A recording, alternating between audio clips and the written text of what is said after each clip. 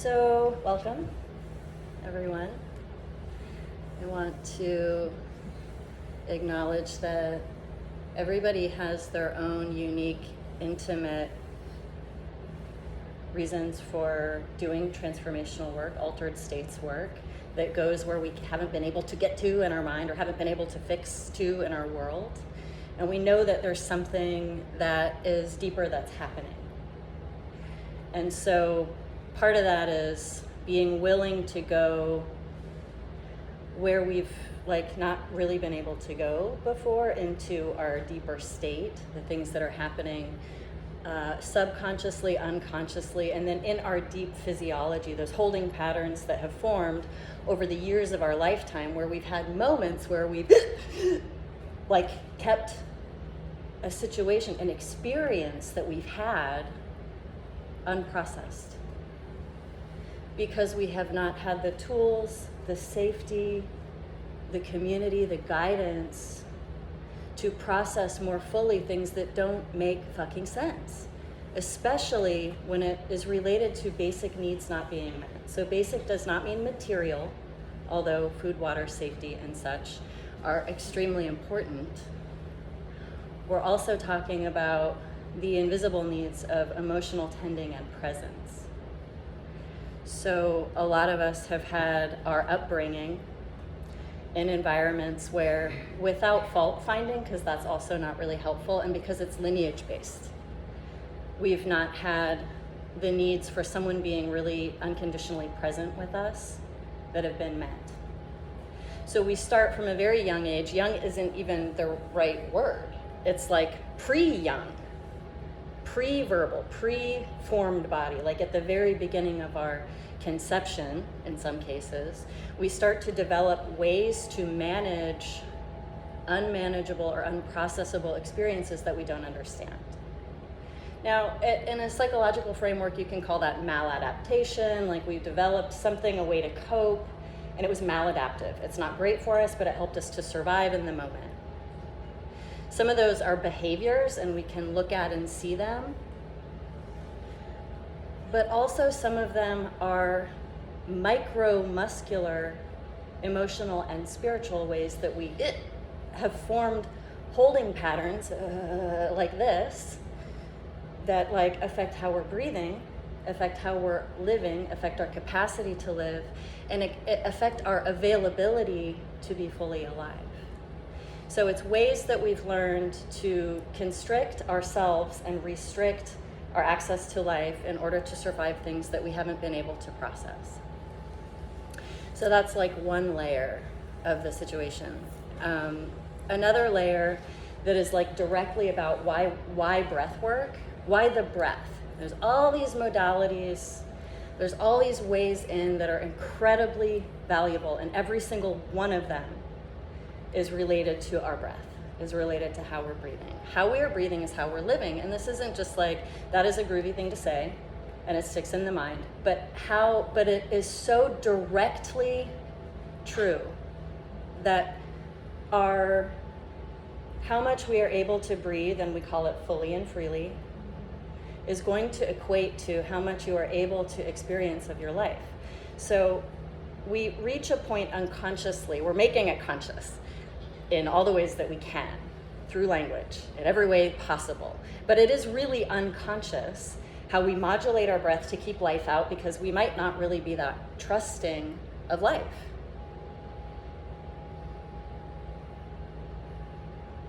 Another side of that, which feels contradictory but also tragic, is that every single system in our entire being, known and unknown, scientifically identifiable, trackable, traceable, and otherwise, relies on our breath, relies on the animating quality of our breath in order to function. So when we turn the volume down on how much we can be alive in order that we can be safe, we've done a couple of things. We've equated aliveness with not being safe, and partial aliveness, or not being as alive, with being more safe. So even just to notice how you might be breathing right now. That is the tender mechanism we go to say, okay, I'm right here. I'm present with myself in the most fundamental way. I'm observing life moving in and out of my body as the animating factor of me being alive. To come home to the breath is to bring presence where abandonment has become normalized. Bring presence to the organism that is breathing or not breathing, but how they're breathing. So like it's always a lot easier to demonstrate rather than to just like say a bunch of words, but like to how we're breathing is how we're living.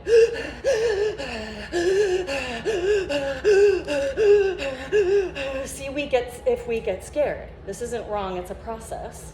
If we don't allow that to happen, if we are breathing as a way to keep life out, like I mentioned, like, we're gonna kind of keep that at bay because I'm not really fucking on board with how life has been to me. It doesn't feel safe, it doesn't feel nurturing to me. So we're gonna go ahead and keep that out. The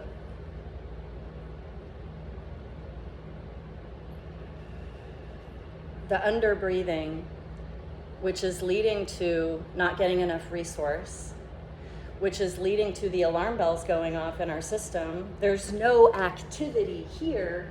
The vagus nerve goes, something's clenched, something's going on here, it's tight, we're not getting what we need, and it's sending signals to the brainstem that says, we need cortisol, we need adrenaline. And if we don't need to run away from something, or rather, if the stress inducing that response is inside of us, then we are running away from something hidden, and we are pumping ourselves full of stress hormones and then thinking that we're mentally ill. I mean, that's an extreme case, and it's also not. It's also not. We think immediately, because what's wrong with me? That's like one of the primary initial responses that is actually not so maladaptive. It's like, okay, the empowering thought is, what's wrong with me? Me, I can do something about. Me, I can fix. If it's something out here, there's nothing I can potentially, or maybe in this moment, do about that. So we kind of self-blame as a way to protect from the feelings of disempowerment that might be even scarier. So I don't propose never asking what's wrong with me. I do actually propose that. But a shift in the question, instead of what's wrong with me in this moment, where I'm low functioning, where I'm overreacting, where I'm acting in a way that I don't love, or where I can't do the thing I want to do, instead of what's wrong with me, asking, what do I need? What do I need? What do I need? Is more helpful. That is more helpful. So, as I said, with the physiological condition of holding baggage in our body, so it's unprocessed emotional experiences that have a charge. They have an energy to them. Something comes into our mind and it reminds us of a thing. It leads to a feeling in our physical body and in our emotional body. So it leads to that. That charge of that unprocessed thing is still there. We might zoop it down, or we might lash out or lash in a situation that doesn't exactly have to do with that situation, but maybe something unprocessed from our past. And so we just are gunked up. Part of this process is to ungunk, is to allow unprocessed emotional, physiological patterns in the body to become activated and to be released, to be integrated. And so this breath pattern, just a little bit into sort of what's happening like with the extra oxygen. So when we breathe in the conscious connected way, we take a full inhale and an exhale without pushing. Because the larger part of the arc is stimulating kind of breathing, and then we go into de-stimulating kind of breathing towards the end, where we rest, we relax, we let go, and our exhale will naturally get much, much longer when we start coming down on that side. But when we're taking in that extra oxygen and we're not physically moving our body like in an exercise way, that extra oxygen, like when we're breathing like this, and we're doing a physical activity, that extra oxygen is going to fuel our muscles so that it can do the thing that is a little harder than sitting, standing, walking down the street. When we are relatively still, so the natural body is not forcing movement, not forcing stillness. We're not rigid, and we're not like doing a thing like that. So there's a line that we get to know. Lauren, would you mind grabbing? I'm sure it's probably Stuart. Thank you. So that extra oxygen does something different in the body in this process. The full and free breath without pause is a stimulating breath. That extra energy goes deeper into the cell, and it pushes out extra energy that's packed in the cell that hasn't been able to move. It might have been there from the fucking beginning. I mean, the moments, and when I say in this work, and you certainly have had an experience of like something really, really shifting in your being in a breathwork session, we have access to our entire catalog of what's repressed. When that happens, it might come into your body, that release, in the form of physical sensation. You might have tingling, a little bit of numbness, temperature fluctuation, intensity of some kind or another in your body physically, intensity of some kind or another in your body emotionally. It is able to move. We have access to it that we do not have access to just cognitively alone. And so the idea, if you're breathing and your body begins to be stimulated or activated, as we call it, to breathe with and through what's happening in your body. To breathe with and through. Oh, is that Scotty? Yeah. Scotty, come on in.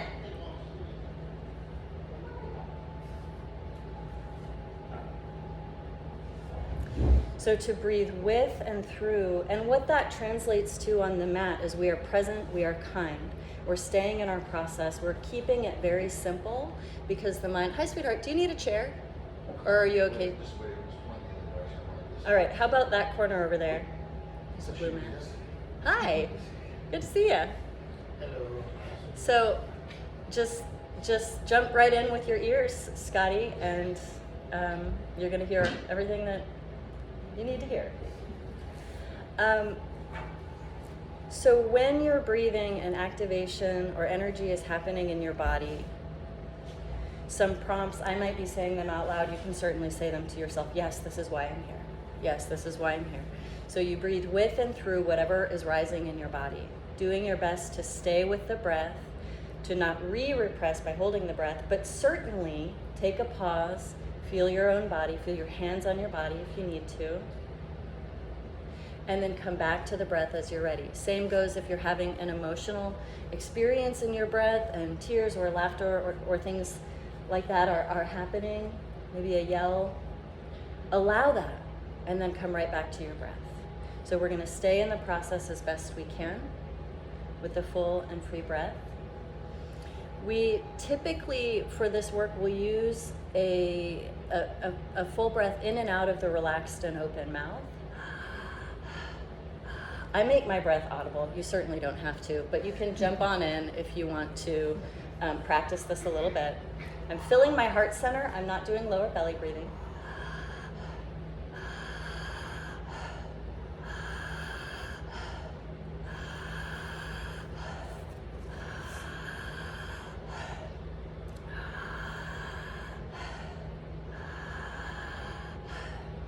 So because we keep the process simple, the idea is that trust your process as best as you can.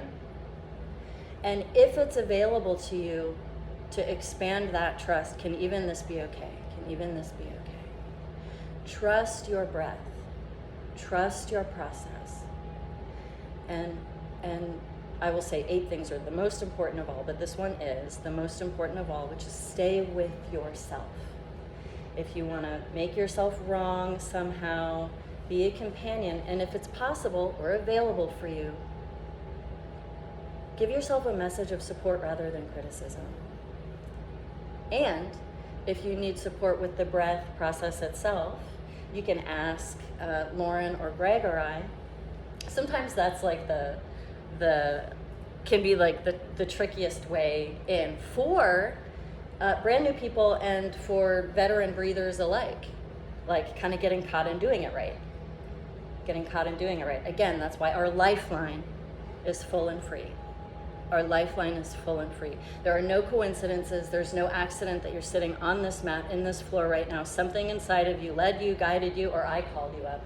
But something is happening where your like systems, your internal intelligence that knows more than we do, is saying there's something we are ready to move away from, to integrate, to let go, and to forgive around. There's something that is ready to open up for me. And there's also something, that's one side of it, something that's ready to be integrated. There's also something that is ready to be nourished, some new part of yourself that hasn't had permission or enough resource or enough acknowledgement to be able to thrive. So our whole intention is really about thriving. It's about feeling like we are more fully alive, more safe to do so, in deeper companionship with ourselves, like we're in good company in here, you know? And that we give our physical body the resource that it needs to take our physical, mental, spiritual, and emotional bodies through the evolutionary process of growth that it really wants to go through, and that we're not preventing by holding our breath and keeping things still and the same. So it is just permission. And it is permission that is life-changing. So that's a little bit of the scope of like how we practice, why we practice, the different elements that are involved. The Daily Breathe this week, I was like, and I said it over and over and over again, I was like, the mental, the physical, the emotional, and spiritual body, because you can't just say yourself or your body. You have to acknowledge, we live in this kind of world, you have to acknowledge, what do you mean? You mean what I think, you mean how I feel, you mean, but no, it's all the same. They are so deeply intertwined that it is very important, though, and worth the extra verbiage to say our mental self, our emotional self, our physical self, our spiritual self. So we use logic, we use science, we use a pattern, we use a method in this room, and we acknowledge that that's helpful, it's well devised, and it comes from many, many, many years of experience in this room and then from our teachers as well. We also acknowledge that this work welcomes that which is not really quantifiable. The lineage aspect, the ancestral aspect, the multidimensional aspect, the visionary aspect, the parts of us that are that we wouldn't really find in our ego's identity. It's everything else. So it's honorable work. We don't go in here with a process. We know how it goes. We know how to do it. We know how to help you. We're going to tell you how to do it. It's not really like that. We all of us as facilitators kiss the ground and say, thank you for letting me be here, while you discover and show us what wants to shift and change for you by staying with your breath, even as things that are non-ordinary for you are happening. So, if you would like support, I think I have said, there will be 3 of us, and you will know who your support person is. And that person, before we go into the actual breathing process, will let you know. And at that time, you can tell them if you'd prefer not to be touched, which is perfectly fine. If there's something in particular you want them to know, I have a hard time keeping my eyes closed, or nothing is rising right now, but it might rise later for me to tell you, or whatever. We do use, it's intimate work, and it's also work that doesn't always adhere to like all of the social norms of our adult selves. Like we might need to be held like we're children. We might need to have a hand on our shoulder. And we also might need to have full autonomy. Please don't touch me, which is perfectly wonderful to say to your support person. If you're having energy in your body and your support person wants to help you and they make a little contact with your feet, the contact is light, by the way, and we are all very, very sensitive to what feels appropriate and right for you. And you say, don't touch my feet, or you shake your feet because you don't want it. Yes, great. We want to know that. We're here to just be of service to you. And it might be part of why you're here, to like have an experience of assertion. I've stated what I needed, and it was like respected beautifully. So that might come up for you. Other things that we talked about that might come up in an activated space is that other people's processes will be audible to you. We do have earplugs if you want to have like a little bit of a sound barrier. But if you notice that somebody is having a hullabaloo and there's some noise happening, and it makes you either want to help them or wish they weren't doing that, and it takes you out of your process to wonder, why are they doing that? Who do they think they are? Or do they need help? Are they getting the help that they need? Like, the idea in that moment is to come back to your own process and your breath. Your life themes will show up in the context of a group, meaning that if you had experiences in your early life where it never got to be about you because somebody else was always fucking falling apart, that might come up in this group. Somebody else is falling apart and I can't have my process. That's a life theme, and it's coming up here in the room. And one way to be with that is to white knuckle it, which is, it might happen.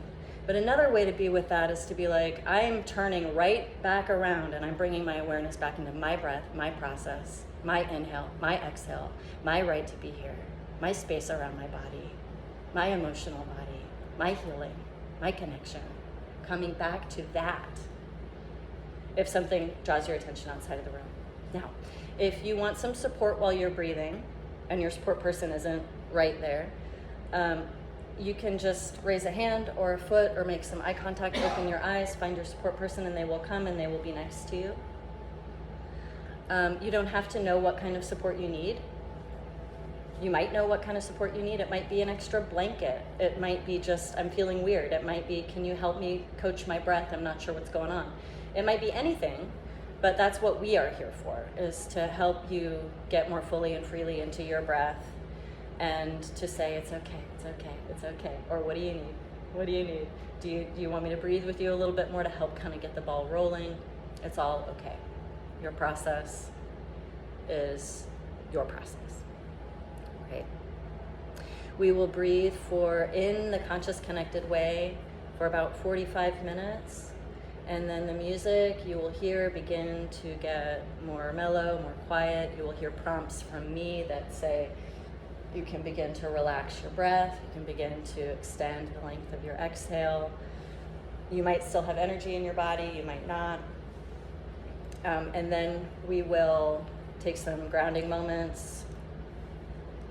And then we will close in a similar way that we are right now. We'll take some moments to share and process your experience.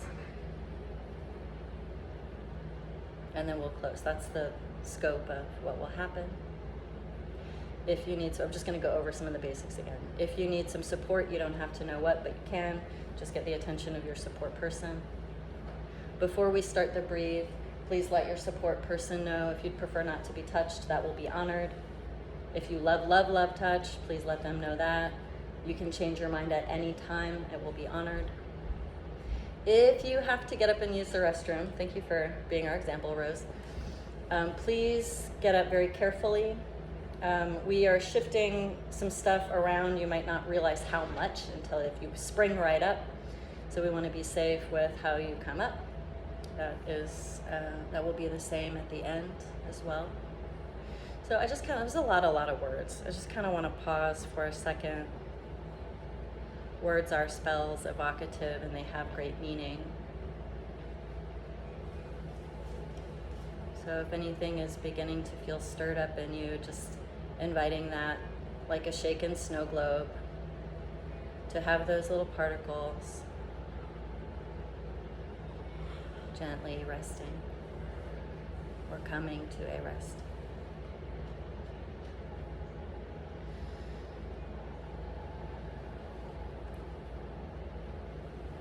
might connect with your own deeper self or inner world or inner child and say, I'm here with you and for you.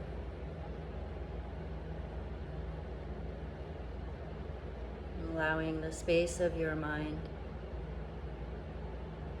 to connect to the energy of the sky and the weight of the body to connect to the support of the earth.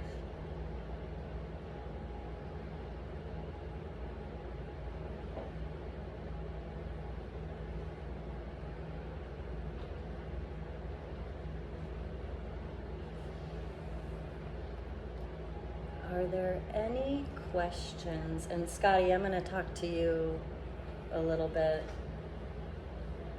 before we breathe. But are there any questions about what you've heard so far? What's about to happen? Anything like that?